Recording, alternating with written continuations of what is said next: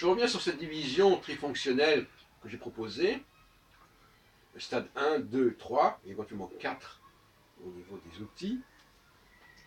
Et c'est vrai pour toute société, donc toute société est organisée de cette façon, quelle qu'elle soit. Elle a besoin d'être organisée de cette façon. Et d'un autre côté, c'est probablement aussi vrai pour l'humanité tout entière. C'est-à-dire qu'il y aurait, en quelque sorte, une humanité 1, une humanité 2, une humanité 3.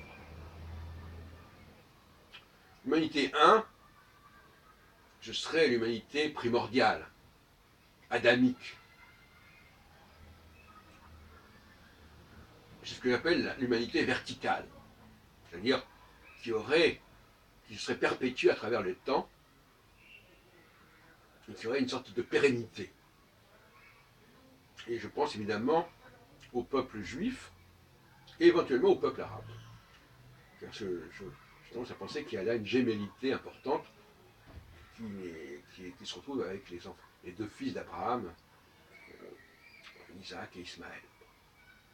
Une deuxième humanité serait plutôt horizontale, c'est-à-dire elle s'intéresserait plus. Alors l'humanité 1 serait plutôt de type oméga, pour parler selon la cyclologie alpha-oméga, la verticalité, oméga.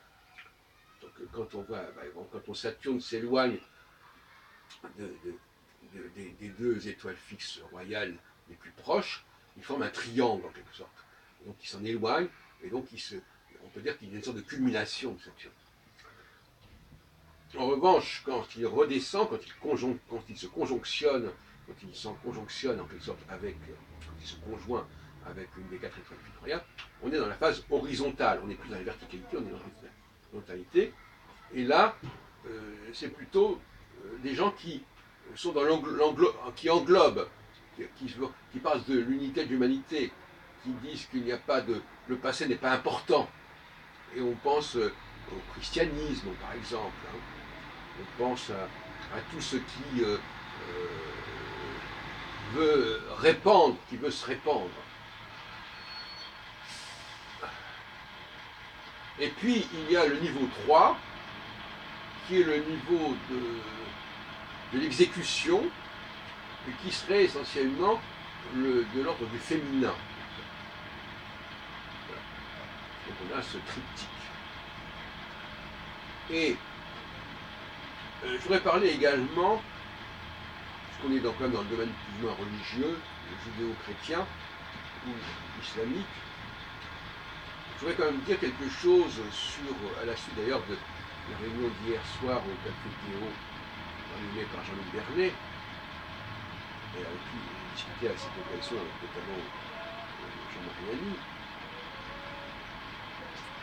Et vous avez ça sur Internet.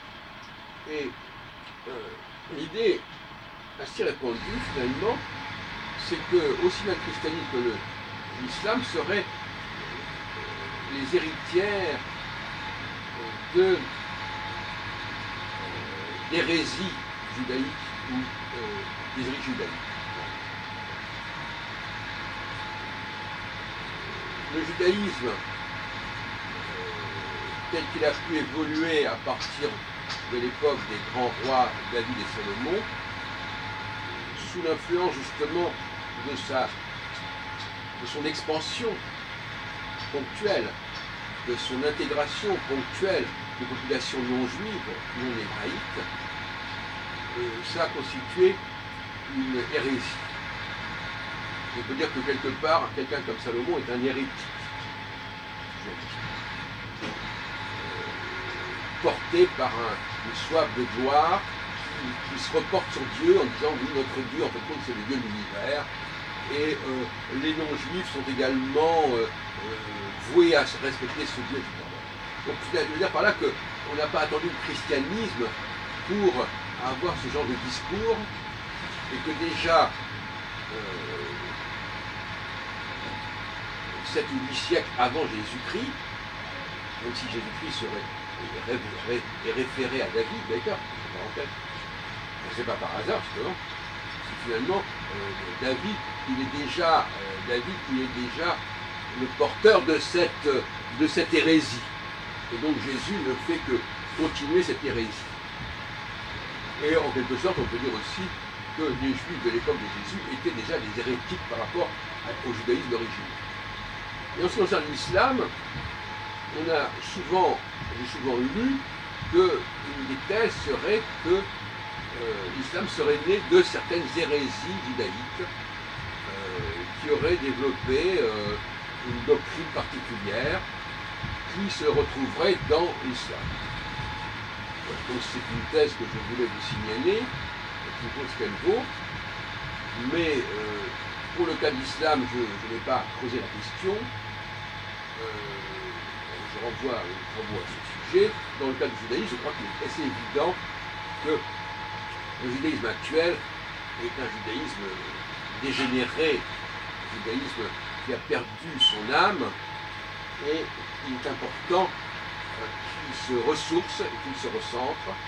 Et c'est le rôle justement de ce que j'ai appelé les gens du niveau 1 que de procéder à ce processus de restructuration, de régénération, de ressourcement du judaïsme.